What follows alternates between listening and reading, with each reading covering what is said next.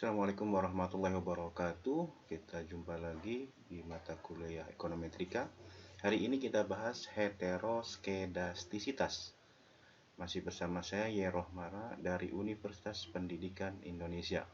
Nah, ada 3 hal utama yang akan kita bahas hari ini. Yang pertama, kita akan berbicara tentang sifat dan konsekuensi dari heteroskedastisitas. Kemudian yang kedua adalah ini terkait cara mendeteksinya. Di sini kita akan ada 1, 2, 3, 4, 5, 6, 7. 7 cara deteksi heteroskedastisitas. Dan yang ketiga nanti kita belajar bagaimana menyembuhkan kalau kita terkena heteroskedastisitas. Ada 3 cara yang hari ini kita jelaskan. Ada metode WLS, weight least square, atau kuadrat terkecil tertimbang, ada metode White, dan ada metode transformasi. Oke, nah, salah satu asumsi penting dari model regresi linear klasik adalah bahwa kesalahan pengganggu mempunyai varian yang sama.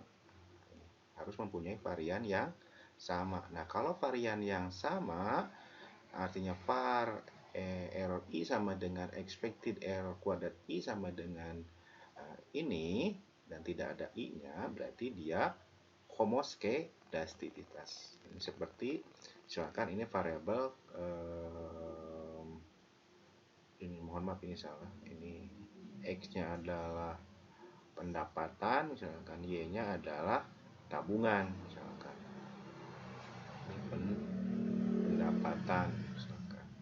Nah, variannya itu relatif sama gitu di antara berbagai pendapatan yang ada terhadap tabungan itu.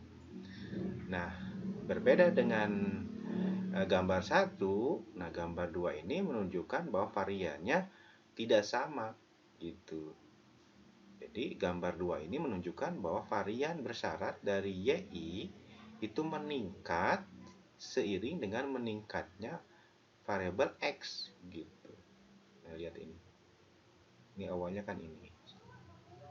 X1 di sini. Variannya seperti ini. Kemudian X1-nya bertambah. Tambah lagi variannya berbeda. Berarti dia termasuk heteroskedastisitas. Ini masalahnya. Kira-kira seperti itu. Kemudian ada beberapa alasan kenapa varian mungkin tidak sama atau tidak konstan. Pertama, bisa saja sejalan dengan proses belajar gitu. Learning by doing.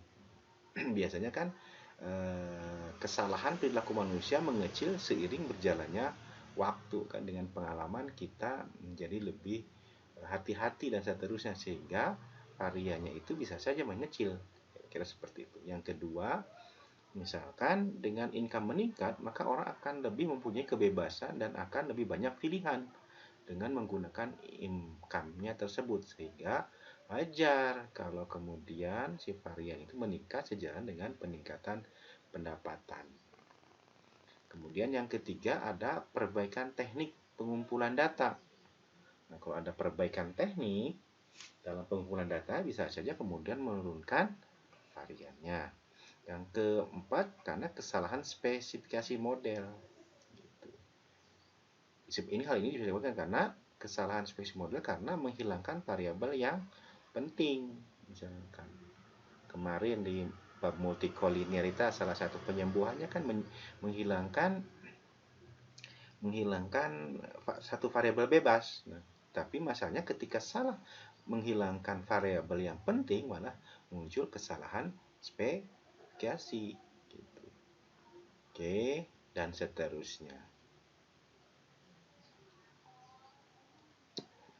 Nah, apa konsekuensi atau dampak dari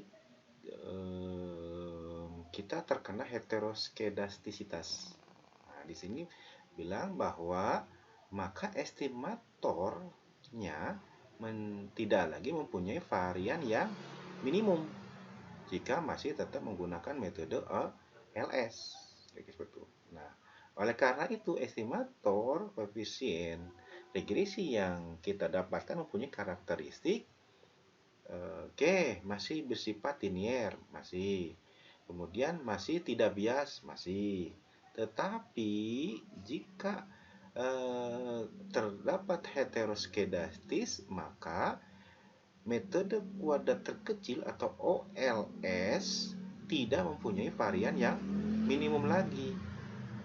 Apa kesimpulannya? Kesimpulannya adalah adanya heteroskedastisitas, maka estimator OLS tidak menghasilkan base linear unbiased estimator atau BLUE lagi, tetapi mungkin hanya LUE, linear unbiased estimator, tidak ada base-nya. Kenapa tidak ada base-nya? Karena variannya tidak minimum. Nah, apa konsekuensinya jika varian tidak minimum kalau begitu? Begitu berikutnya. Maka yang pertama, jika varian tidak minimum menyebabkan perhitungan standar error menggunakan metode OLS tidak bisa dipercaya kebenarannya. Yang kedua, akibat nomor satu di atas, maka interval, estimasi maupun uji hipotesis didasarkan pada uji T, uji F tidak bisa dipercaya lagi untuk evaluasi hasil regresi. Tentu ini kan merugikan bagi model kita. Makanya harus kita tes dan kita sembuhkan kalau memang terkena heteroskedastisitas. Nah, ini ada 7 deteksi yang kita akan bahas pada kesempatan ini, dan Anda harus mencobanya di model simulasi Anda masing-masing mahasiswa. Oke, yang pertama kita akan deteksi metode informal terlebih dahulu. Nah, misalkan ini kita punya model pertumbuhan ekonomi Indonesia tahun 80 sampai 2008. Ini data saya dari tesis saya ketika menyusun tesis S2 gitu ya. Salah satu modelnya disederhanakan hanya 3 variabel saja, yaitu ada X1, X2, dan X3.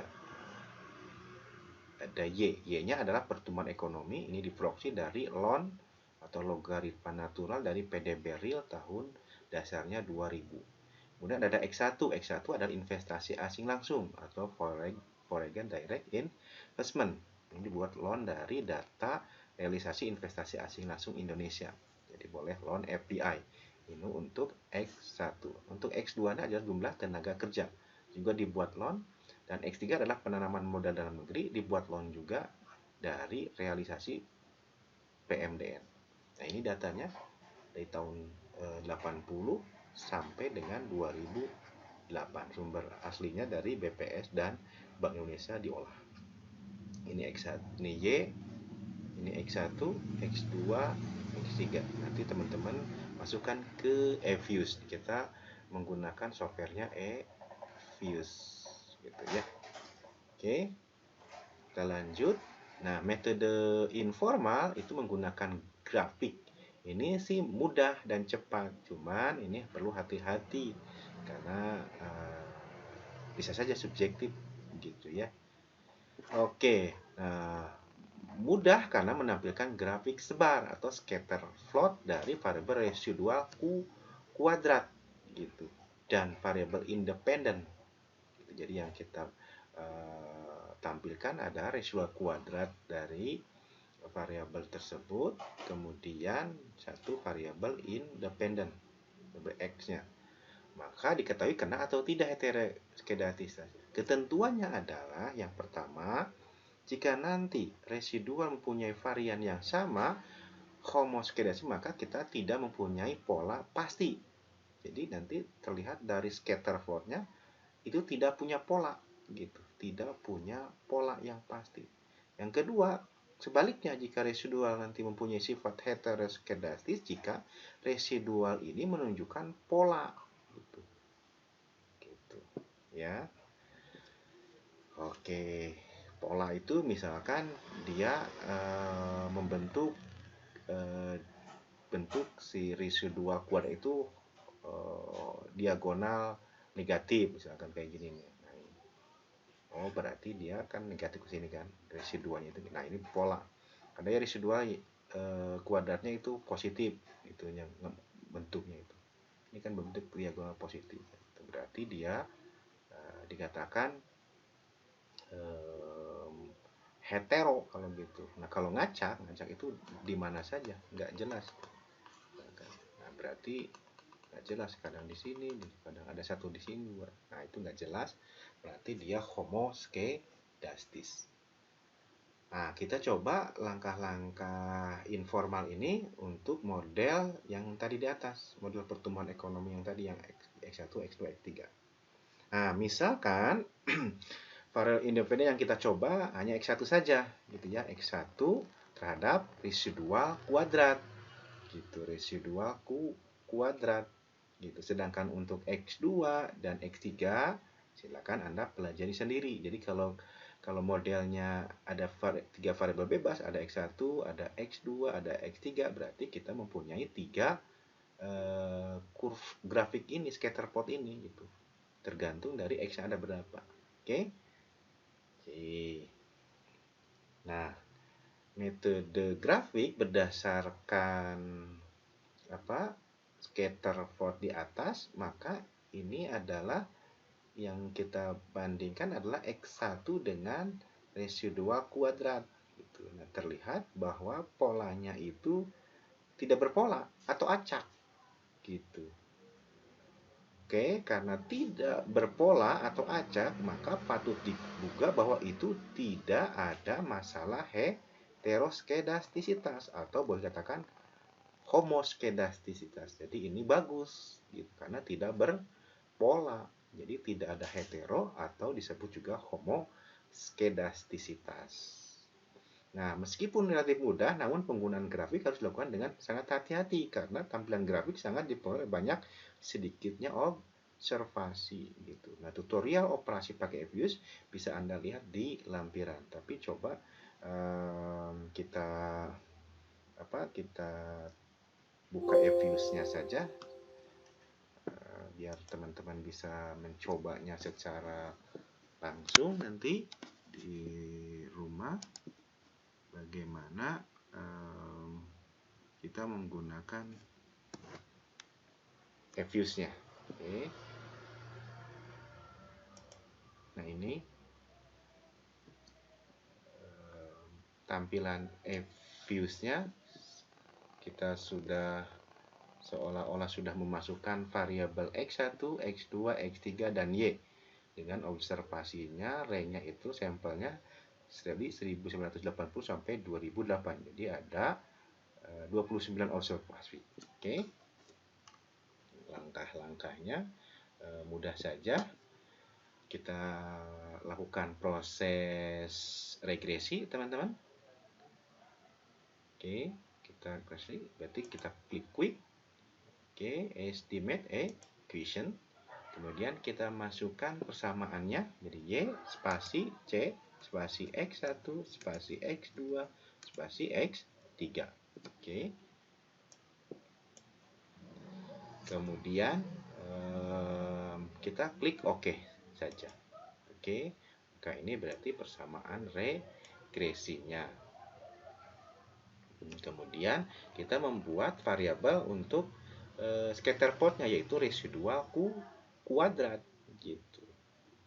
Nah, kalau di sini kan resid berarti kan error dari model tersebut. Nah, sekarang residnya dikuadratkan. Bagaimana cara membuatnya? Membuatnya adalah kita harus membuat satu nama variabel yang di kolom menu ini, gitu. Nah, caranya adalah kita klik generate, gitu ya.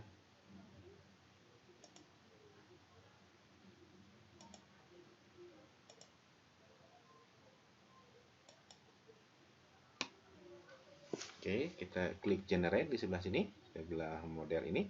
Ini bukan di output sini ya. Sini ada JNRE, berarti generate. Kita klik generate. Kita masukkan nama residual kuadrat, gitu. Nah, caranya kita misalkan pakai kasih nama res2, menunjukkan bahwa residual kuadrat.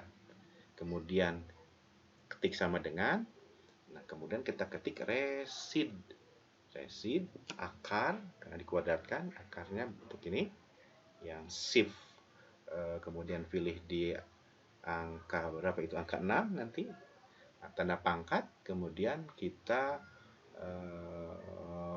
itu kan kuadrat. Nah ini. Oke, jadi yang res 2 teman-teman itu nama kita terserah, tapi kalau sama dengan ke sebelah kanannya itu tidak bisa di apa-apakan kan, itu perintah FUSE-nya ya. Kalau nama res 2-nya boleh kita mau apa, ratio 22, error 2 terserah. Kemudian kita klik oke. Maka muncul ini. Berarti ini res 2 kita. Coba kita klik. Nah, ini ratio 2 yang dikuadratkan. Gitu. Oke, ini sudah dapat nama variabel res 2. Nah, tugas kita sekarang adalah kemudian membuat graph-nya, scatternya. Caranya adalah klik quick, gitu kan. Itu yang ini boleh dihapuskan, boleh di delete. Oke, kita klik quick, kemudian pilih graph ini, kemudian muncul res 2 ini kan. Nah, kemudian res 2 kita kasih dengan variabel yang akan kita buat perbandingannya, yaitu variabel bebas. Nah, di contoh kita kan variabel X1 dulu. Oke, kita munculkan X1. Pastikan tadi ada spasi ya. Gitu ya. Ini ada spasi, jadi tidak ada spasi. Oke, kemudian kita klik oke. Oke, kemudian akan langsung hasilnya ada tampilan untuk membuat kurvanya. Gitu. Nah, kita karena ini scatter, kita pilih yang scatter di mana ini, di sini. Nah, ini nih. Gitu, dia jadi lihat di spesifik teman-teman, nanti kita pilih scatter. Gitu. Scatter, maka sudah tinggal klik aja, oke. Maka muncul hasilnya seperti yang tadi ditampilkan, yang acak tadi, yang antara X1 dengan res kuadrat seperti di PPT tadi. Oke, bisa saya pikir teman-teman mudah ya. Oke, jadi ini tinggal kopikan saja ke Word Anda, nanti tugas Anda kopikan yang ini, si kurva ini, kopikan dan tafsirkan. Karena acak tadi kesimpulannya bahwa itu tidak ada hetero atau terdapat homoskedastis. Nah, ini yang ini. Nah, ini tampilan tadi kan X1 dengan res 2. Mudah kan teman-teman? Silakan selamat mencoba ke model Anda masing-masing. Oke, berikutnya adalah metode FAQ. Metode FAQ, karena tokoh penemunya adalah FAQ, maka model ini disebut dengan model FAQ. Metode FAQ. Nah, FAQ mencoba memformalkan metode grafik di atas yang tadi dengan menganjurkan bahwa ininya diproksi oleh error kuadrat. Gitu. Oke. Nah, merupakan fungsi dari variabel bebas xi-nya. Gitu. Error. Di mana modelnya berarti sekarang ln EI kuadrat sama dengan ln sigma kuadrat sama dengan BP ln XI ditambah VI. Atau disederhanakan boleh ini pakai A, ini pakai yang sama. Nah, ketentuannya nanti jika melalui pengujian hipotesis B, yaitu lewat uji T ternyata signifikan, maka berarti si X mempengaruhi error I kuadrat. Berarti dia terdapat hetero. Gitu. Sebaliknya, kalau nanti lewat pengujian ternyata tidak signifikan hasilnya, berarti secara statistik si X, variabel bebas X, itu tidak mempengaruhi ke error kuadrat. Gitu. Maka data berarti tidak terdapat hetero atau homoskedastisitas. Gitu. Tentu yang diharapkan yang ini kan, tidak signifikan berarti. Oke, contoh penerapannya menggunakan uji FAQ adalah menggunakan model pertumbuhan di atas. Nah, hasilnya, jadi Y-nya itu adalah log dari residual, teman-teman. Residual kuadrat, Y-nya itu. Ini sebagai Y-nya. X-nya ya sama, X1, X2, X3. Nah, lihat pengujian T-nya, ini uji T-nya, bandingkan dengan T tabelnya nanti. Nah, yang paling mudah kan lihat dari probabilitas. Nah, dari probabilitasnya, ini kan alfa kita itu kan 5% ya, 0,05 gitu. Bandingkan dengan ini, hampir semuanya di atas 5%. Patut diduga berarti ini kan tidak signifikan, ya kan? Nah, kalau tidak signifikan berarti keputusannya tidak ada hetero atau homoskedastisitas. Seperti ini yang diharapkan. Jadi model kita terbebas dari hetero gitu. Ya. Nah, kalau kita kembali ke metode apa Evius-nya, coba kita lihat ke Evius-nya. Ini kita delete saja. Nah, langkah 1 sampai 3 metode grafik tadi, maka ini tinggal dilanjutkan saja karena kita sudah punya variabel residual kuadrat yang ini kan. Oke, yang ini nih, residual kuadrat. Cuma nanti harus dilonkan, dilogaritmakan. Oke. Jadi, kalau begitu tinggal kita quick estimate equation.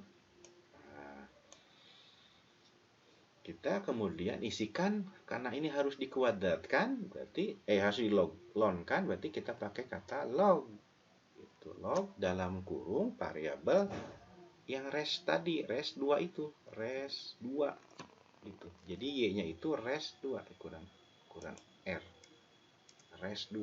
Nah yang ini nih jadi res 2 terhadap masing-masing X1, X2, X3 di spasi C, spasi X1, spasi X2, spasi X3. Oke, ingat, pas tahap kedua uji fak ini harus pakai lon ya, yang ini. Nah, pakai lon dalam Evius kita menggunakan ketik log, yang ini log res 2. Dan lon khusus untuk variabel T-nya saja, yaitu res 2, sedangkan variabel bebasnya tidak perlu dilogkan seperti itu ya. Maka kita klik OK saja. Maka ini adalah hasil pengujian uji fak. Mudah kan?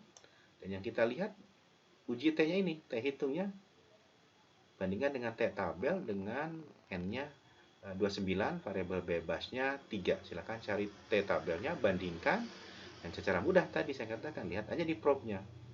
Probabilitasnya ini lebih dari 5%, jadi patut tidak signifikan. Kopikan saja ini output ini ke yang tadi, teman-teman. Di sini. Nah, ini. Kopikan hasilnya seperti ini, kemudian buat kesimpulannya. Oke, bisa ya? Itu metode fak mudah, saya pikir. Yang ketiga adalah metode Glaser. Metode Glaser ini mirip dengan uji fak, namun perbedaannya hanya pada variabel dependennya saja, y-nya. Kalau di uji fak kita menggunakan ln terhadap residual kuadrat sebagai variabel dependennya atau y-nya, maka di Glaser variabel ini dengan nilai absolut residualnya. Jadi dimutlakan. Gitu. Kalau di fak itu ln, kalau di sini diabsolutkan, dimutlakan. Ketentuannya adalah jika nanti pengujian lewat uji T-nya variabel independennya ternyata signifikan secara statistik, maka model tersebut terdapat hetero.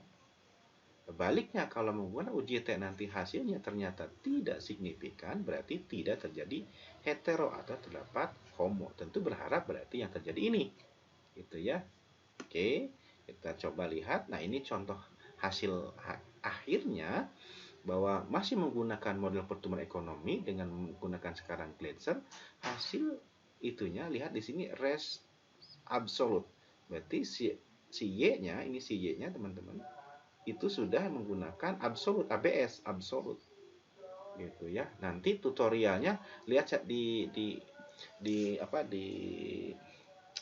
makalah yang akan saya share nanti di saat perkuliahan ya. Biar ini mohon maaf di videonya biar tidak terlalu lama gitu. Nanti kita praktek langsung saja. Ini untuk kepentingan video, jadi mohon maaf saya skip proses tutorial Evius-nya. Oke, menggunakan uji T ternyata nanti dilihat T tabelnya ternyata dari probabilitasnya semuanya di atas 0,05 alfanya. Jadi masing-masing bersifat tidak signifikan. Nah, kalau tidak signifikan berarti tidak ada hetero atau bersifat homoskedastisitas. Jadi model ini sudah bagus. Dan ini konsisten atau sama dengan hasil dari uji VAK gitu kan. Uji VAK juga kan tadi ini tidak signifikan kan hasilnya, tidak ada hetero atau ada hanya homo gitu. Ini juga sama. Oke, yang keempat menggunakan metode korelasi Spearman. Nah, uji korelasi Spearman ini langkahnya agak lebih rumit saja sedikit lah gitu ya. Oke, modelnya kita pakai yang sederhana saja dulu. Artinya regresi sinusoid sederhana, jadi hanya X1 saja misalkan. Langkahnya adalah kita lakukan regresi persamaan satu ini untuk menghitung nilai prediksian variabel independen, kemudian perhitungan nilai residual atau E-nya, dan kemudian kita jadikan nilainya menjadi mutlak si E-nya itu. Yang ketiga, data diurutkan berdasarkan variabel independen dari yang terbesar ke yang terkecil. Lalu digunakan untuk memberi urutan dari urutan nomor 1, 2, 3, dan seterusnya sampai berapa sampel itu. Di ranking gitu ya. Nah, data juga diurutkan berdasarkan nilai residua juga. Jadi ada dua urutan. Ada urutan berdasarkan variabel independen yang besar sampai yang kecil. Yang kedua diurutkan berdasarkan residunya dari besar sampai yang kecil. Kemudian kita kasih urut nomor 1 siapa, nomor 2 siapa, nomor 3 siapa. Untuk lebih jelas nanti kita uraikan di tutorial metode ini. Nah, kemudian diselisihkan. Selisih siapa? Antara urutan variabel independen dengan variabel residual yang tadi di ranking itu. Di ranking yang satu berdasarkan independennya di X-nya diurutkan mana yang paling tinggi dan paling kecil, kemudian berdasarkan residual yang dimutlakan itu gimana gitu. Oke, residualnya. Oke, nah langkah berikutnya kita mencari korelasi. Rumusnya adalah 1 min 6 dalam kurung sigma D kuadrat per N dalam kurung N pangkat 2 min 1, di mana D adalah perbedaan antara rank residual dengan variabel independen. N ada jumlah observasi. Kemudian kita melakukan T hitung. Rumus T hitung. Rumusnya adalah ini. RS berarti dari sini gitu ya, RS dari sini korelasi Spearman-nya, kemudian dapat lakukan seperti ini sehingga diperoleh T hitung. Keputusannya jika nanti T hitung lebih besar daripada T tabel, maka berarti regresi mengandung hetero. Tapi nanti kalau lebih kecil si T hitungnya daripada T tabel, justru tidak terkena hetero. Itu harapan kita yang ini berarti, ya kan? Harapannya. Kita lihat saja data kita masing-masing. Oke, nah ini contohnya jika kita punya tiga variabel bebas, berarti kita 3 kali mencari korelasi Spearman. Nah, kebetulan kan kita memang 3 kan ya. Nah, cuman di kesempatan ini kita contohkan satu saja, yaitu X1 misalkan. X1 terhadap Y saja. Nah, kalau Anda nanti ada X2 terhadap Y, X3 terhadap Y. Oke, ini agak rumitnya prosesnya ini. Nah, langkah pengujian korelasi Spearman untuk model penghitungan ekonomi adalah satu, pada tabel 62 ini, tabel 62 chapter 6 ini adalah mengurutkan variabel X, dan data harus diurutkan terlebih dahulu berdasarkan nilai X yang tertinggi. Setelah data urut, kolom rank X diisi dengan angka urut mulai dari 1 hingga 29. Oke, untuk mengisi rank E, data harus diurutkan terlebih dahulu berdasarkan nilai residu, lalu diisi dengan urut 1 sampai 29 tabel, kembalikan urutannya berdasarkan nomor urut semula. Oke, nah ini kan error itu kan berarti kan, lihat, error itu kan Y kenyataan dikurangi Y topi, dapat ini. 1326 dikurangi 3924, maka min sekian. Kemudian dimutlakan, tanda mutlakan pagar gitu kan. Nah, ini berarti dimutlakan, makanya tidak ada negatif. Nah, kemudian di ranking si error ini, mana yang paling tinggi? Nah, yang paling tinggi ini. Nah, ini berarti dia dapat nomor 1 yang ini nih. 0,25532 ini paling tinggi di antara yang lain, makanya wajar dia dapat ranking nomor 1. Berarti kan sampai sini ya. Oke, kemudian siapa yang nomor 2? Nah, kalau di Excel nanti diurutkan saja teman-teman ya. Gitu. Di Excel tinggal diurutkan saja. Nomor 2 di sini berarti 0,24051. Nomor 3 ini. Dan nomor terakhir 29 berarti yang paling kecil. Siapa dia? Mana 29? Ini 28. Nah, ini di samping nomor 1 ternyata. Ini paling kecil errornya 0,0097. Nah, itu rankingnya. Jadi pasti harus ada ranking 1 sampai ranking 29. Pakai Excel nih teman-teman, lebih mudah. Kemudian kita meranking untuk yang X. Yang X. X-nya yang mana? Yang ini nih. Oke, kita ranking. Dari tahun 80 sampai 2008, mana yang paling besar rankingnya? Yang paling besar ternyata yang ini, 961. Makanya dia wajar rankingnya 1. Bisa kan ya sampai sini? Ranking 2 siapa? Ternyata 924 yang ini, tahun 2007. Ini juga pakai Excel mudah kan? Oke, yang ranking 3 mana? Ranking 3 ternyata di sini. Di tahun 2000, nih 9,20 dan seterusnya. Sampai yang paling kecil adalah 29 itu di mana? Nah, ini nih, ranking 29 di sini. Yaitu di tahun 1984 ini. Ini yang paling kecil nih, 5,82 gitu ya. Oke, sampai sini bisa. Kemudian kolom yang berikutnya D. Nah, tadi D itu ini. Nah, ini rumusnya D itu. D ini langkah kedua berarti ya. Langkah pertama tadi meranking untuk X, meranking untuk E yang dimutlakan. Oke. Yang keduanya adalah D. D itu rank E dikurangi rank X. Berarti yang ini. Berarti rank E yang ini dikurangi dengan rank X yang ini. Berarti tinggal sama dengan aja kan. 11 dikurangi 8 min 17 kan.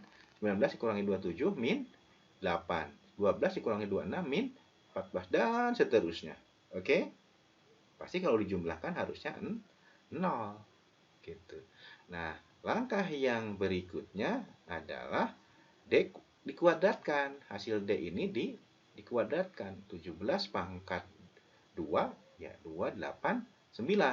Min 8 dipangkatkan 2 64 dan seterusnya. Silakan nanti pakai Excel. Maka totalnya ini. Nah, ini yang kita butuhkan itu kan D kuadrat ini. Nah, ini mohon diingat-ingat D kuadratnya adalah ini. Ini D kuadrat 3306. Oke, maka masuk ke langkah berikutnya yaitu mencari nilai korelasi RS sama dengan 1 min 6 kurung sigma D kuadrat ini. Nah, tadi kan sigma kuadratnya itu kan 3306. Oke, yang dapat ini. Nah, ini nih, teman-teman. Oke, kita kopikan, masukkan ke sini, masukkan ke rumus RS sehingga diperoleh hasilnya ini, hasil akhirnya. N-nya kan 29. N 29 dikuadratkan 841 dikuadrat 1, hasilnya ini.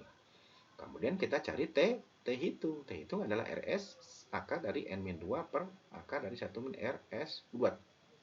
Oke, masukkan angka-angka tadi, ini 1,8 masukkan ke sini. N29 dikurangi 2 akar dari 1 min RS, dari sini juga masukkan hasil akhirnya ini. Kemudian kita cari T tabel dengan alfanya 5%, DF-nya adalah N min K. N-nya 29, K-nya 2. Kenapa 2? Karena satu variabel bebas yaitu X ditambah konstanta atau intercept. Jadi jumlahnya 2. 29 dikurangi 2, 27. Lihat di tabel T, dapatlah ini. Kemudian kita rasiokan, bagikan. Ternyata T hitungnya ini 0,987, lebih kecil dibandingkan dengan T tabel. Nah, kalau lebih kecil maka berarti tidak mengandung hetero atau terdapat homoskedasi, seperti terbebas. Jadi modulnya bagus kalau gitu. Oke. Ah, ini baru X1 loh. Dan Anda harus coba untuk X2-nya. Jadi bikin lagi tabelnya untuk seperti ini. Tapi untuk X2 di sininya. X2. Ganti lagi tabel X3. Bagaimana kesimpulannya? Kira-kira seperti itu. Bisa ya, teman-teman? Oke, kita lanjut ke 5 adalah metode Goldfeld-Quant. Nah, metode Goldfeld-Quant ini meliputi 2 kali regresi. Jadi 2 kali regresi, teman-teman. Siapa saja? Nah, regresi pertama merupakan kelompok data yang diduga mempunyai varian residual yang tinggi. Nah, jika varian residual setiap kelompok hampir sama, maka diduga varian residual mempunyai karakter homoskedastis. Namun, jika varian residual menunjukkan tren yang menarik, maka berarti patut diduga itu hetero. Nah, prosedurnya seperti apa? Pertama, urutkan data sesuai dengan nilai X. Dimulai dari nilai yang paling kecil sehingga paling besar. Itu yang pertama. Yang kedua, menghilangkan observasi yang di tengah. Nah, jadi kita kan punya X-nya itu banyak tadi dari 1980 sampai 2008. Nah, hilangkan observasi yang di tengah dengan simbol C. Jadi yang tengah itu ada yang dihilangkan. Gitu. Nah, bagaimana menghilangkannya dan berapa banyak kan gitu. Nah, ketentuannya C itu dipilih secara a priori. Cuman si Goldfeld-Quant ngasih apa ya, kayak rambu-rambu. Nah, hilangkan 8 sampel di tengah. Jadi yang dihilangkan di tengah sampelnya. Bukan yang di awal, bukan yang di akhir, tapi yang di tengah-tengah. Hilangkan 8 sampel kalau N-nya 30. Oke, hilangkan 10 sampel jika N-nya 60. Oke. Ini hanya apa ya, hanya rambu-rambu sederhana saja dari si Quant gitu. Jadi kalau N-nya kita punya sampel 30, hilangkan 8 sampel di tengah-tengahnya. Jadi nanti kita meregresikan sampel awal, kemudian regresi kedua sampel yang akhir. Setelah kemudian di tengah-tengahnya itu dihilangkan yang ini, yang C ini. Oke, nanti kita jelaskan lebih lanjut di praktik. Nah, kemudian membagi data yang tersisa, N, min, C, menjadi 2 kelompok. Kelompok pertama berkaitan dengan data dengan nilai X yang terkecil, ini yang ranking, berarti bukan tahun, mohon maaf. Jadi yang N dengan X yang paling kecil, yang kedua dengan X yang paling besar. Oke. Kemudian yang ketiga, melakukan regresi pada setiap kelompok secara terpisah. Data setiap regresi itu dari N min C per 2. Gitu, dengan degree of freedom-nya adalah N-2 per 2 min 2. Nah, jumlah C harus kecil mungkin untuk terjaminnya tersedianya degree of freedom sehingga menghasilkan estimasi yang layak. Jadi C-nya jangan terlalu banyak juga, nanti degree of freedom-nya tidak layak gitu ya. Kemudian nah, dari regresi pertama dapatlah RSS gitu. Residual sum square pertama dari model yang X-nya kecil. Kemudian dapatlah RS kedua dari model regresi untuk X yang besar-besar semua. Gitu. Langkah yang kelima adalah dibagikan RS2 per DF per RS1 per DF. Dibagi, maka dapatlah F-nya. Jadi F ini sama. F hitung. Oke. Kemudian bandingkan dengan tabel F statistik dengan degree of freedom-nya N min C min 2K per 2 untuk pembilang dan penyebut. Oke. Kemudian kita akan menolak hipotesis 0. Ini menolak hipotesis 0 tidak adanya hetero jika F hitungnya nanti lebih besar dari F kritis pada alfa tertentu. Ya, alfa kita kan 5%. Oke. Itu langkahnya. Nah, contoh penerapannya ini lebih mudah. Oke, kita mencoba menguji masalah heteroskedastis dengan metode Goldfeld-Quant untuk model pertumbuhan ekonomi di atas. Misalkan hanya persamaan sederhana. yaitu hanya X1 terhadap Y. Gitu. Jadi modelnya hanya X1 terhadap Y, misalkan ini penyederhanaan saja. Oke, di mana Y pertumbuhan ekonomi dan X1 pertumbuhan investasi asing langsung.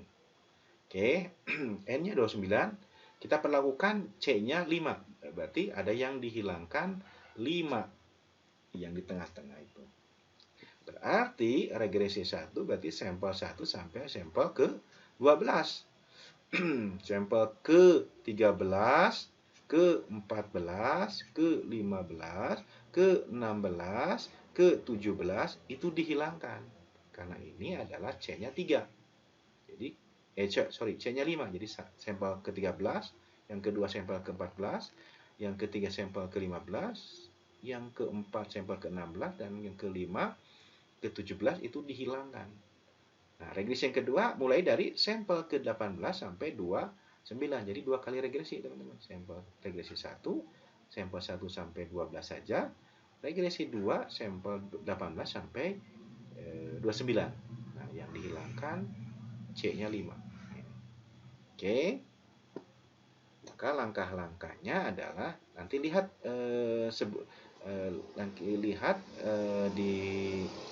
di makalah yang saya modul praktikumnya nanti saya share ke teman-teman.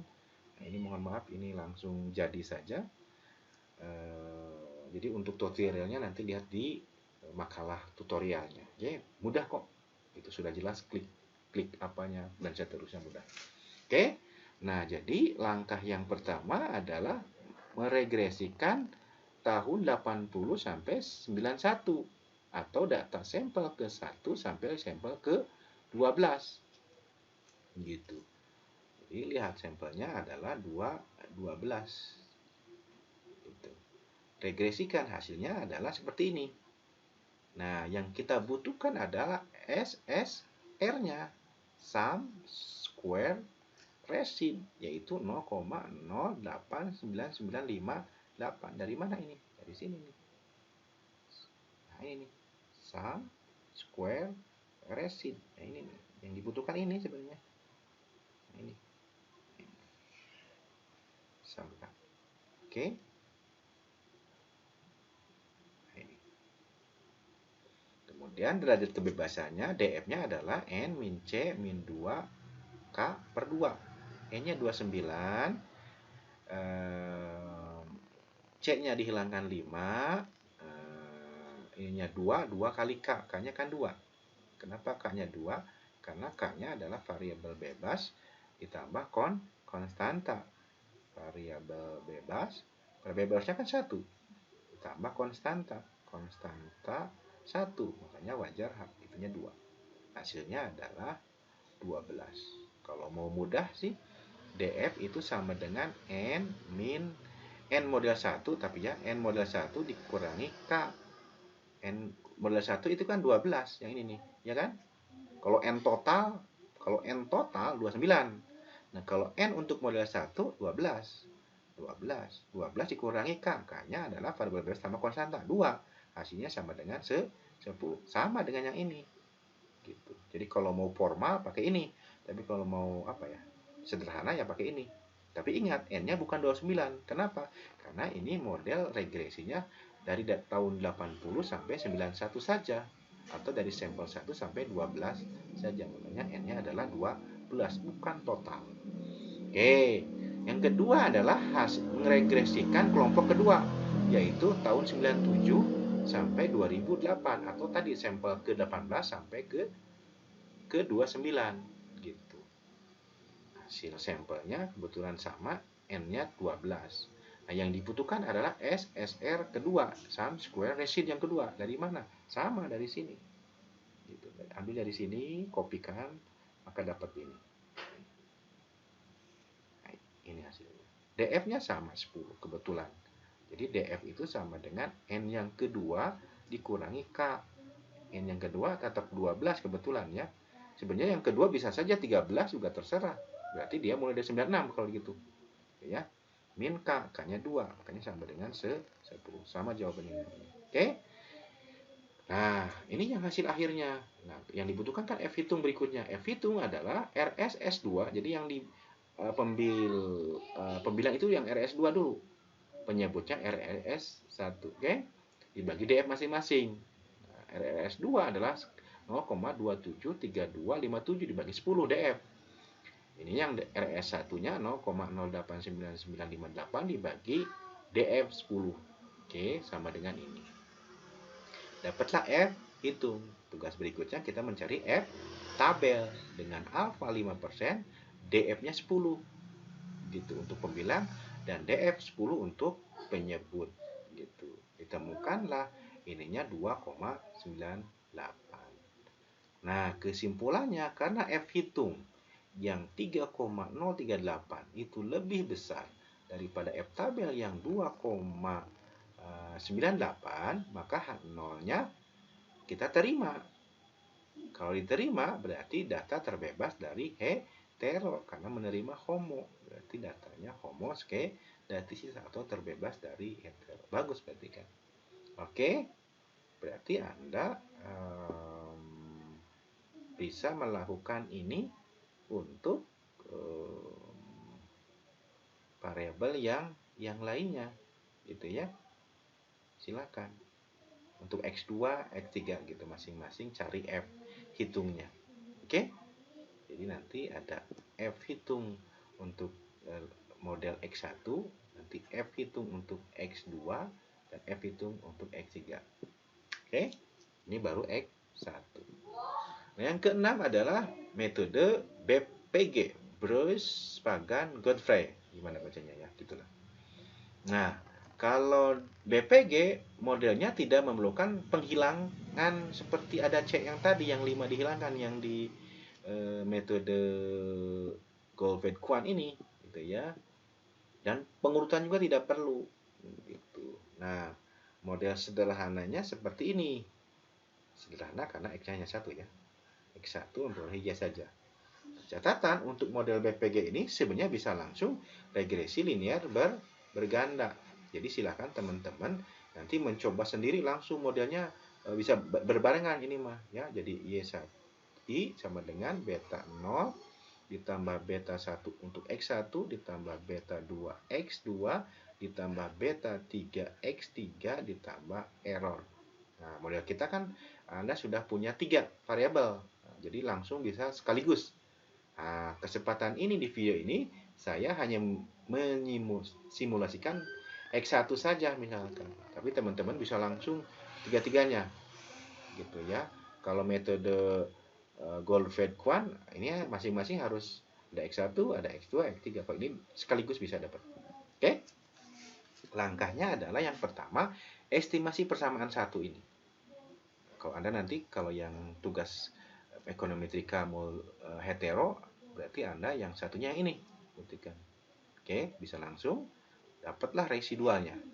Kemudian mencari varian ininya dengan rumus sigma EI kuadrat dibagi N.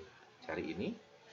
Kemudian mencari PI yang didefinisikan sebagai PI sama dengan EI kuadrat per ini. Oke. Nah, keempat adalah regresi PI terhadap variabel X. Oke, regresikan ini PI terhadap X. Kemudian dapatkan ESS. Dapatkan ESS, explain sum square. Jika di FUS itu simbolnya SE of regression. Sum explain of regression. Sum error of regression. Sum explain of regression dari persamaan 4. Dan kemudian dapatkan ini adalah setengah dari SSS. Oke, jika rasio di dalam persamaan varian dari residual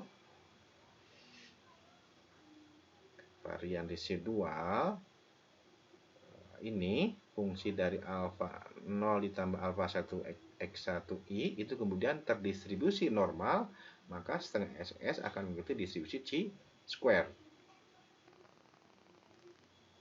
Jadi ini sama dengan chi chi-square, setengah dari ESS. Kemudian ketentuannya, jika nanti variabel Z berjumlah M, maka ini akan mengikuti distribusi dengan degree of freedom M-1, di mana M adalah jumlah variabel dependent dan independent. Oleh karena itu, jika nilai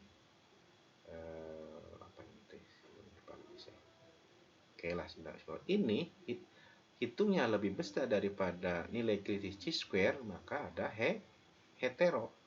Tapi nanti kalau ininya hitungnya lebih kecil dari chi-square, ini chi-square aja ya, chi-square juga sama kan, chi-square hitung, maka tidak ada hetero atau kondisinya homoskedastisitas. Nah, ini lebih mudahnya di sini. Model kita kan pertumbuhan ekonomi tapi sederhana X1, jadi Y hanya fungsi dari X1 yaitu investasi asing langsung. Maka kita bisa memperoleh persamaan regresi keempat tadi, ini, dengan persamaan di atas dengan hasilnya tampak sebagai berikut. Jadi untuk langkah-langkahnya silakan nanti lihat di modul tutorialnya. Lihat, jadi ininya P, Y-nya P sebagai Y-nya, ininya X1. Nah, Anda bisa langsung X2, X3 berbarengan kan. Kemudian kita hitung chi-square-nya. Sama dengan ES dibagi 2. Nah, ESS-nya itu adalah 1,00439. Ini nih. ESS-nya ini. Dari sini. Jadi Anda kopikan ini. Masukkan ke sini. Kemudian dibagi 2. Hasilnya ini. 0,502. Kemudian kita hitung chi-square tabel dengan alfa 5%. Derajat kebebasannya DF-nya sama dengan M-1, di mana M adalah jumlah variabel dependent dan independent. Nah, dalam contoh ini variabel dependentnya Y1 dan independentnya X-nya 1. Jadi M-1 adalah 2-1, yaitu 1. Nah, kalau Anda nanti, kan X-nya ada 3 tuh, X1, X2, X3. Nanti ditambah Y berarti sama dengan 4. Jadi M-nya sama dengan 4 min 1, yaitu 3. Nah, kalau kebetulan kalau saya X-nya cuma 1 yang disimulasikan. Jadi M-nya min 1 adalah 2 min 1. Hasilnya 1. Maka diketahui dari tabel chi-square. Nah, nanti saya simulasikan saat kuliah langsung. Maka Anda lihat nanti di tabel chi-square ya. Chi-square. Ada kok setiap buku ekonometrika biasanya ada. Di buku saya juga ada. Lihat M-nya hasilnya kebetulan 1. Kemudian alfanya di 5%. Gitu ya. Di 0,05. Maka diperoleh chi-square tabelnya ini.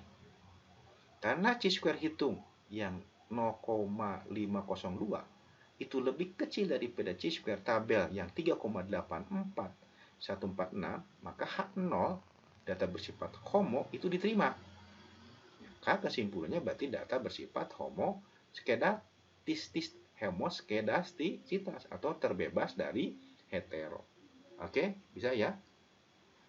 Jadi nanti tinggal kopikan hasilnya, cuma Anda nanti ada X2, X3 karena bisa langsung regresinya berbarengan untuk BPG ini.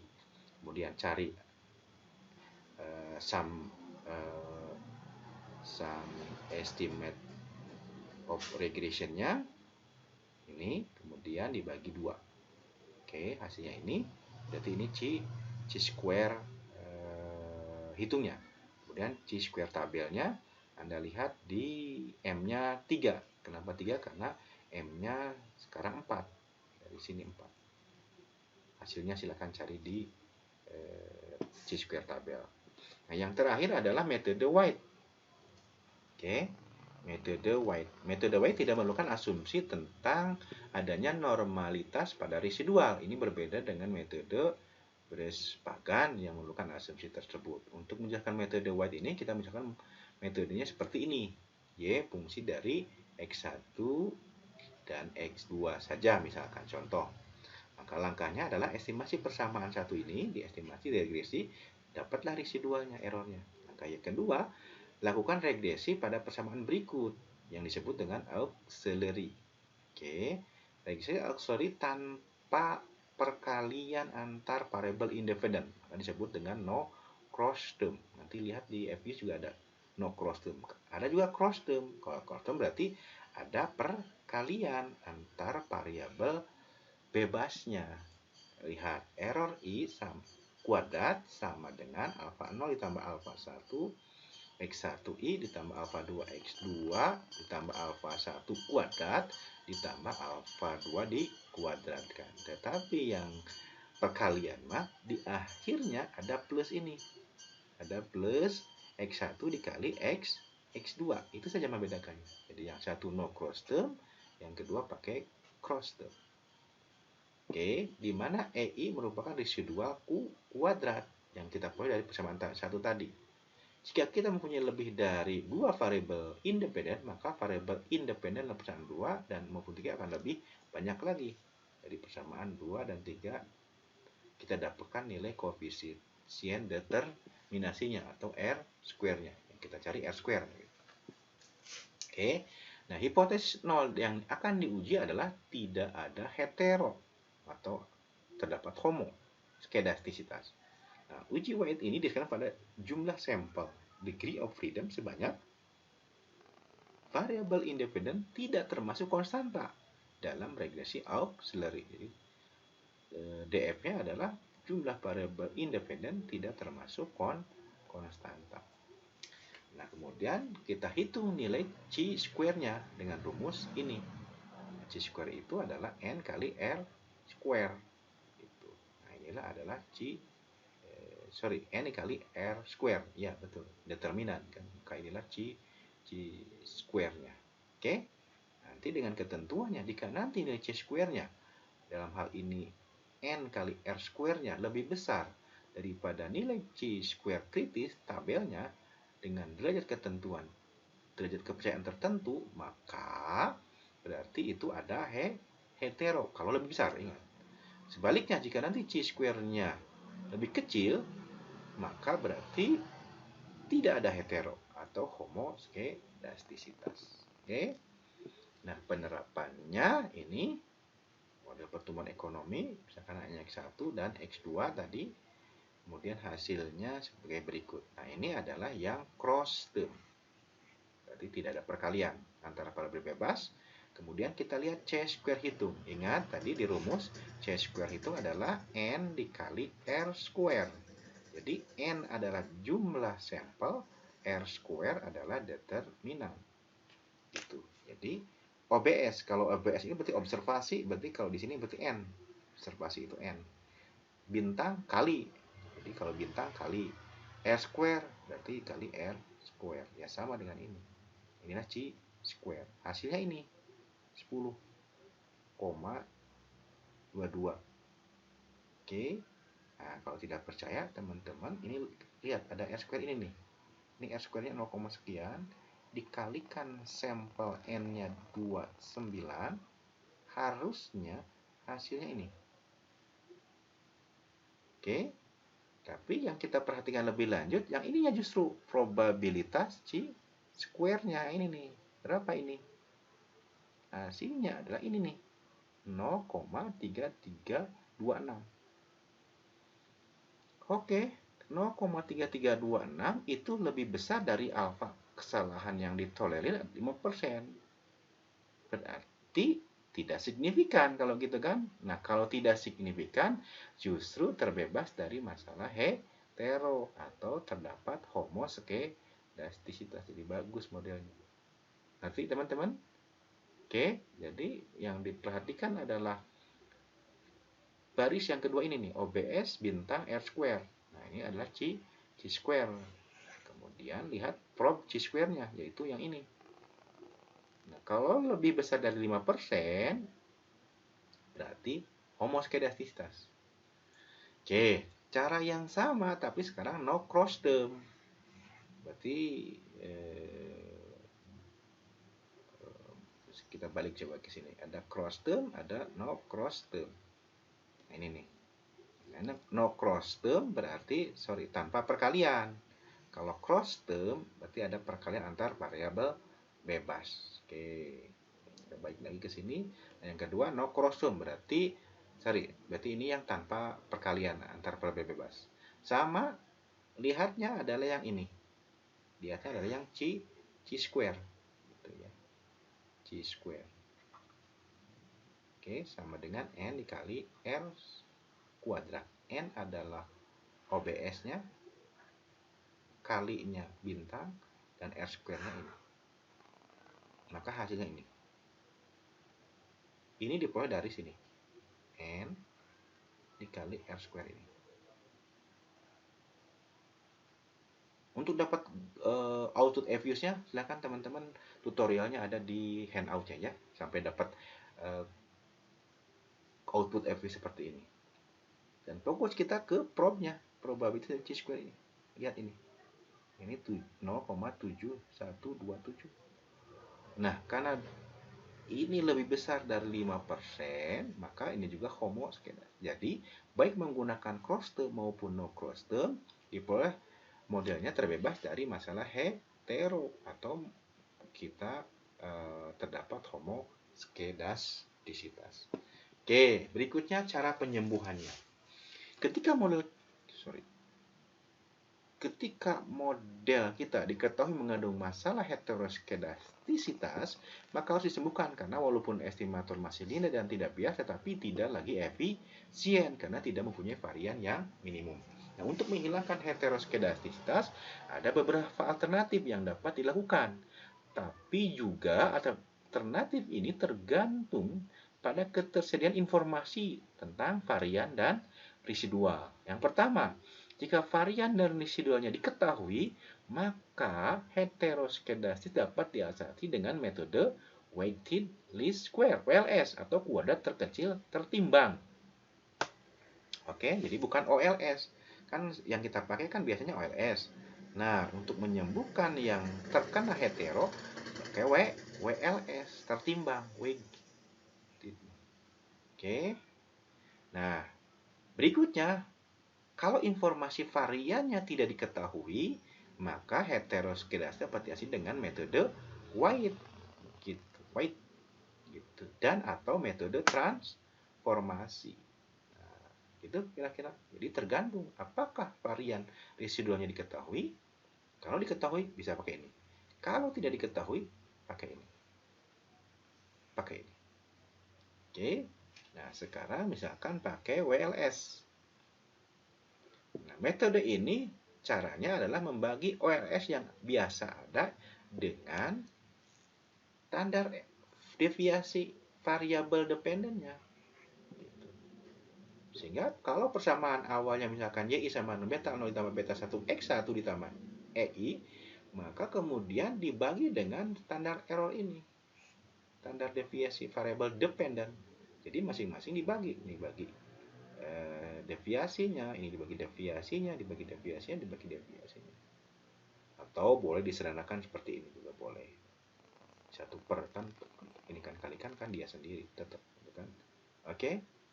Sama aja. Nah, kemudian dari persamaan 3 ini atau persamaan 2 ini dijalankan dengan metode LS. Boleh, tapi setelah dirasiokan. Gitu ya. Ini juga dirasiokan, boleh. Maka nanti hasilnya akan blue lagi. Oke? Fuse sudah. Yang kedua metode penyembuhan metode White. Gitu. Fuse sudah menjadikan proses ini. Sehingga kita tinggal menjalankan menunya saja. Contoh penerapannya, kita menggunakan model pertumbuhan ekonomi yang di atas. Sebenarnya kita tahu dari uji di atas bahwa model kita kan tadi hasilnya terbebas dari masalah hetero, ya kan? Atau terdapat homoskedastisitasnya gitu. Tapi Ini hanya contoh saja, supaya kita belajar bagaimana menyembuhkan kalau terkena hetero. Jadi ini pura-pura saja. Oke, yang penting paham prosedur penyembuhan.